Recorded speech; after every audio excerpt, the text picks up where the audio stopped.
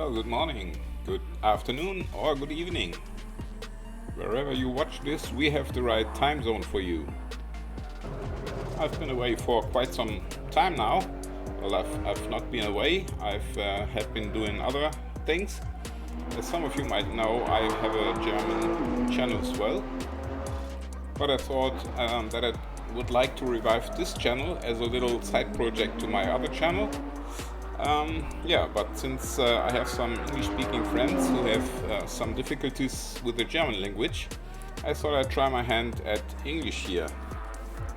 So I hope it will not be so bad, but if you don't like it, feel free to throw some rotten tomatoes at me in the comments. But before you do that, don't forget to like and subscribe the channel. I have to say that, of course, you know how YouTube works. It doesn't work without that, so yeah, maybe you leave a thumbs up for me and a comment and whatever. I'm sure you have recognized this lovely track I'm racing on at the moment.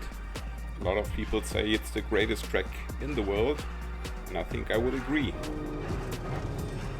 So I thought, why not test a few cars around here and try them out, evaluate, and most of all I like to try cars I haven't driven here for a long time.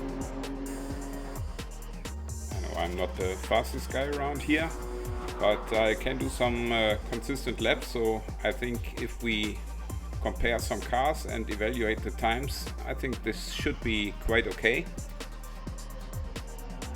I'm sure a lot of you guys can do it better than me, so if you compare the times I can do with some of these cars, I think you can do much better than that, but this is not what I'm looking for. But if the same quite average guy drives all the cars here, I think you can get quite a good comparison, and after all it's just for fun, so let's probably not take it all so seriously. The first one I drive today is the classic Porsche Carrera Type S, one of the default cars by Kunos from the game Assetto Corsa. Or he said game. I shouldn't say game. It's a simulation, of course. I know. And, as this is a street car, I decided to put on the street tires. The car comes with two tire compounds. One is the semi-slick and one is the street tire. And I found the street tire is much better to drive for some reason. The semi-slick should be faster, but the street tire is quite easy to drive on this car.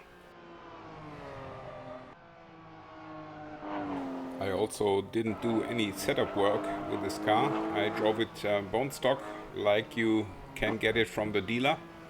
There are not so many adjustments you can make, as it's a street car, as I said, but I left it all as it was, and I left the traction control and the ABS on. And I have to say, in some occasions it helped me quite a lot. While we're crossing the Adenau Bridge, which goes right over the town of Adenau, right at the Nürburgring.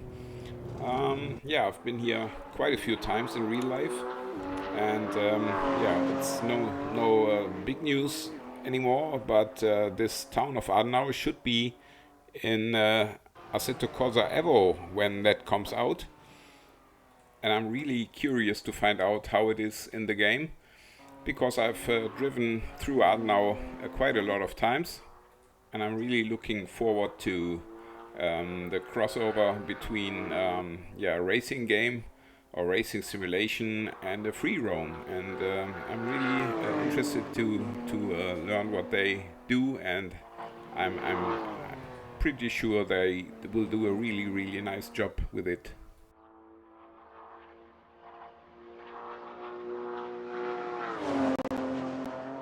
I have to say, the lap I'm doing here is not my first lap around the track.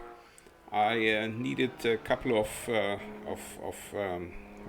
trial laps before that, because the car is really not easy to drive on the street tires. Maybe that is because I'm not used to using traction control and ABS and such things on the car. because I mainly drive classic cars, but yeah, it took some time for me to getting used to the car.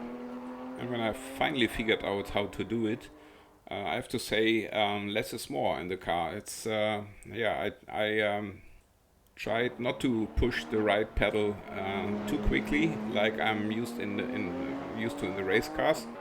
I try to maintain a smooth driving style with it, and that helps a lot with this. The car's description says it has 420 brake horsepower and 500 newton meters, which is quite a lot for a street car. And you also feel a lot that relatively high weight, 1,500 kilogram, slightly over that, and you feel it in the tight corners really a lot.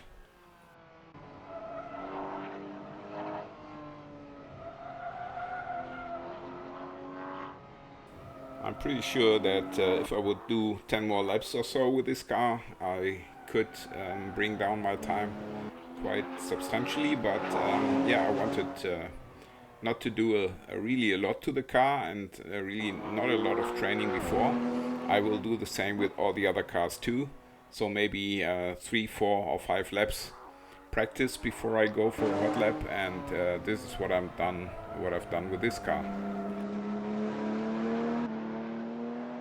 The car we drive here is the 2015 version, so it's not the latest model, but I think this is the one we get with the Kunos base game with the default.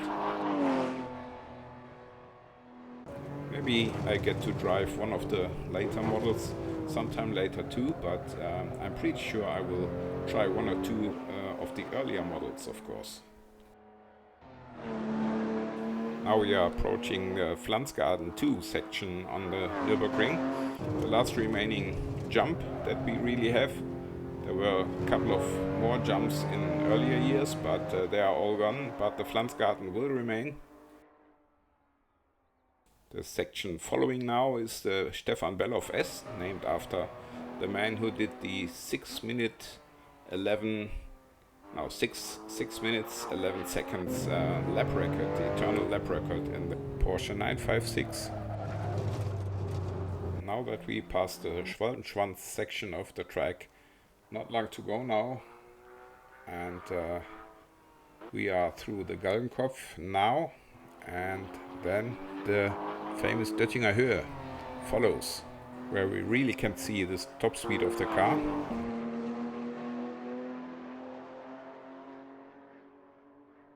The car has 7 gears, but we will use only 6 for this track, because the 7th gear is something like an overdrive or something.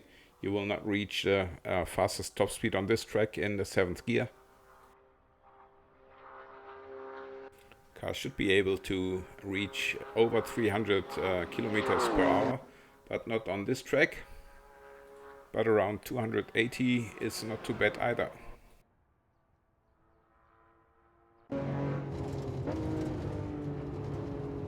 Now we look for the best possible braking point at the Hohenrhein chicane, the last chicane before the finish line, and we will see what we can do with this car. And it's a 837 897, which is the best I could do today.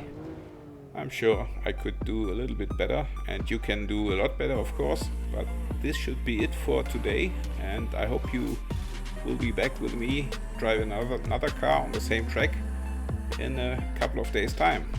Hope to see you again then, and until then, bye bye now.